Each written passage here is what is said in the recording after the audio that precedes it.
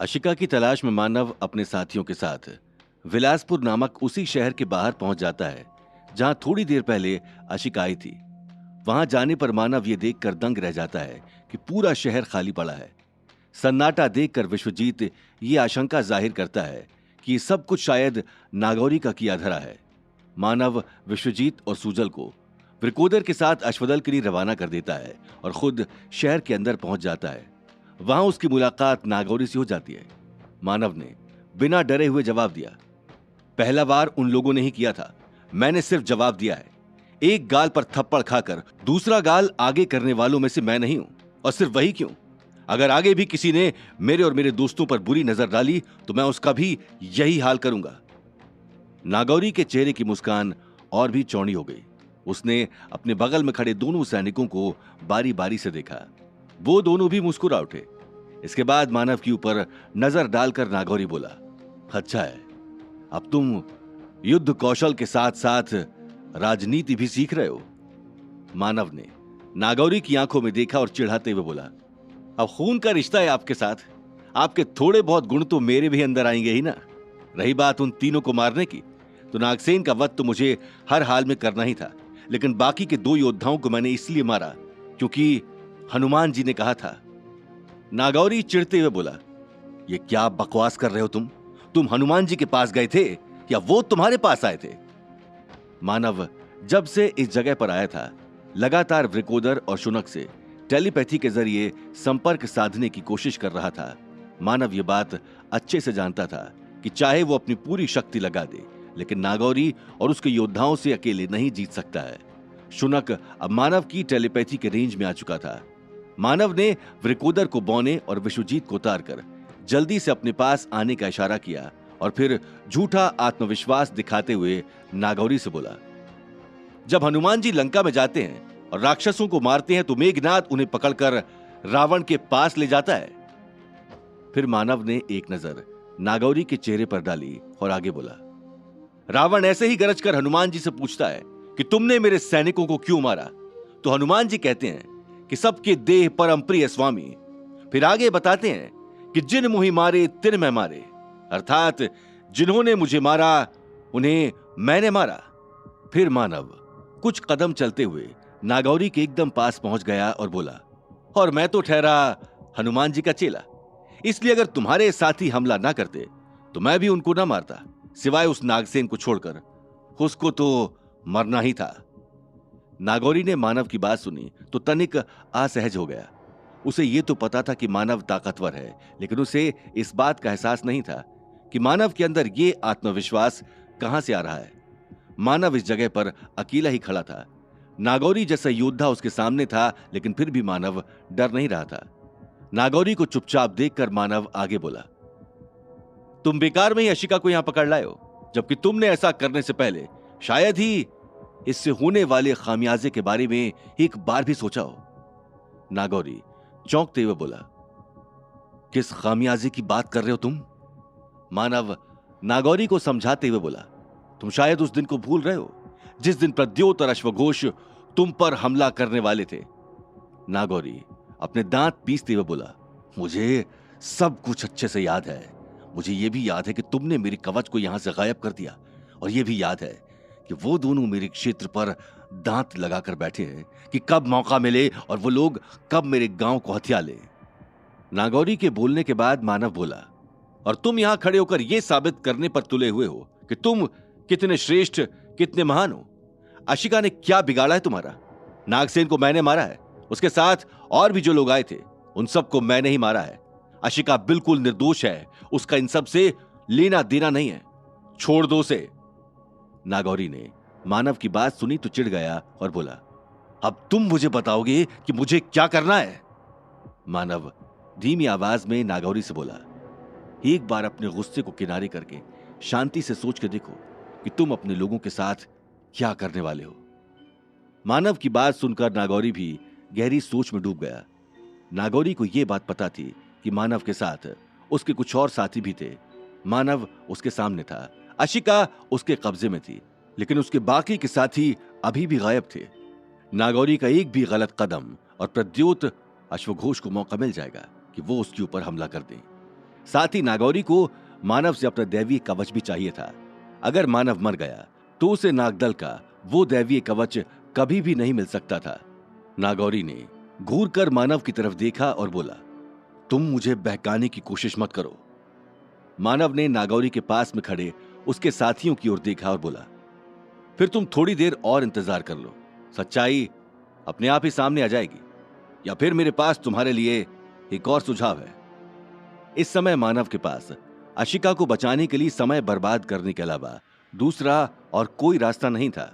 मानव की पूरी कोशिश थी कि वो कैसे भी करके जब तक शुनक और विकोदर उसके पास नहीं आ जाते हैं तब तक नागौरी और उसके साथियों को उलझा के रख सके।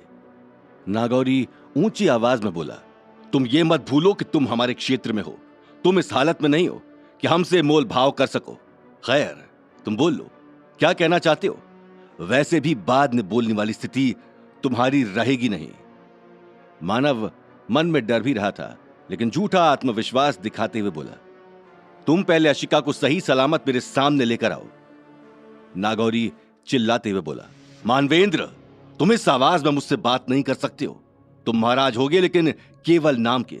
मैं प्रद्योत नहीं हूं कि तुम मेरे सामने आकर मुझसे ऐसे बात करोगे और मैं तुम्हारी बात मान जाऊंगा। मानव भी उसी जोश से बोला, और मैं भी प्रचंड नहीं हूं कि नागदल के धोखे में आ जाऊंगा।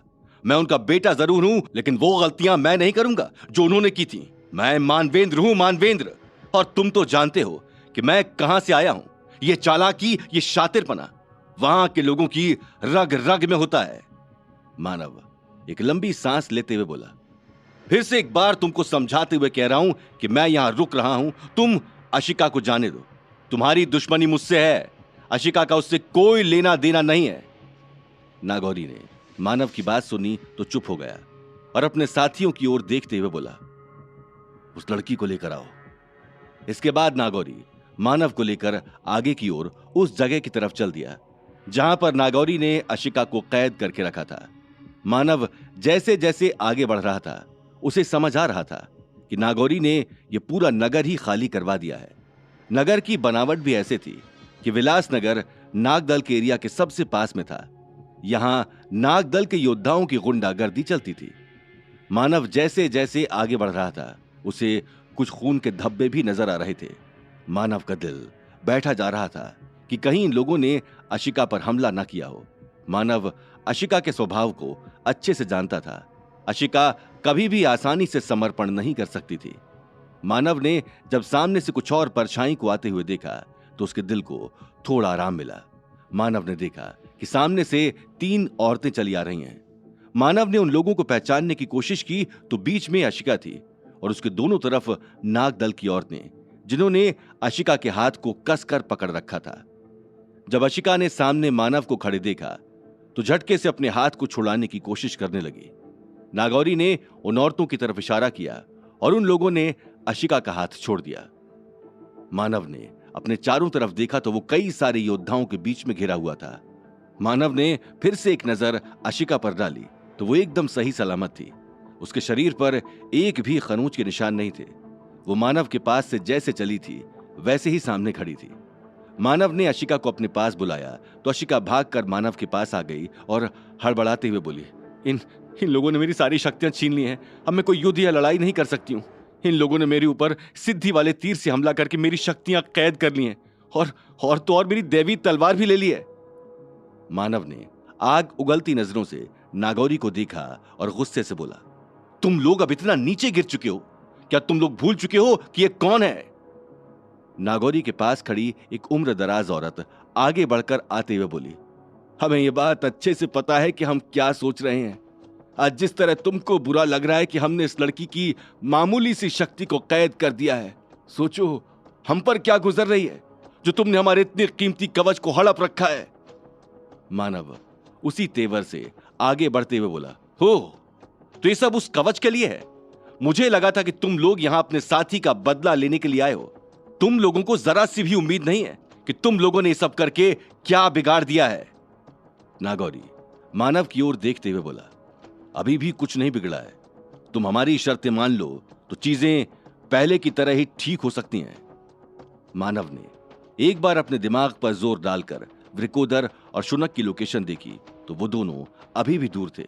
मानव थोड़ी देर के लिए चुप हो गया और फिर नागौरी से बोला, ठीक है, अपनी शर्तें बताओ। नागौरी ने उस अधेड़ उम्र की औरत की तरफ देखा और धीरे से मुस्कुराते हुए बोला, हम अशिका को वापस जाने देंगे, लेकिन उसके लिए हमारी शर्त होगी कि ये तलवार हमारे पास रहेगी।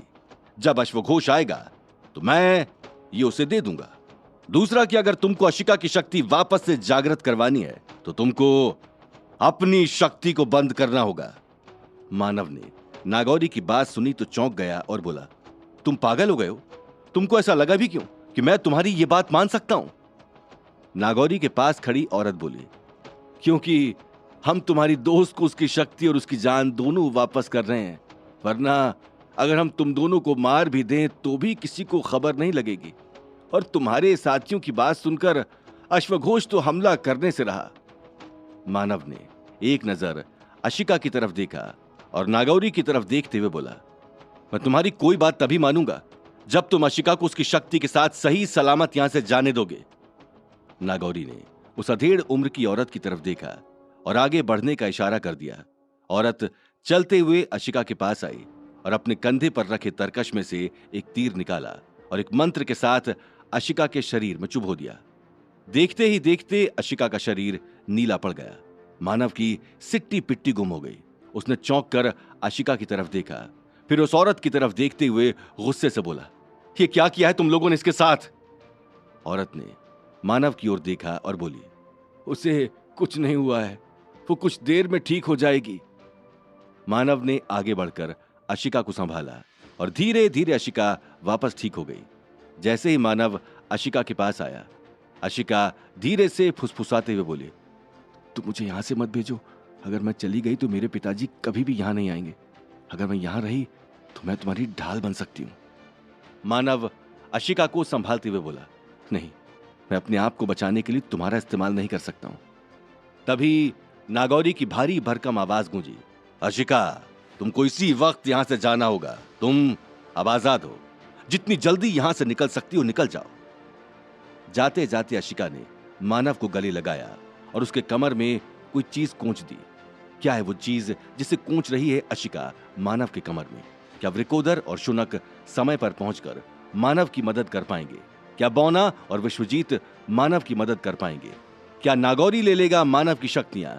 जानने के लिए सुनते रहिए पक्षीराज, ओनली ऑन पॉकेट एफएम।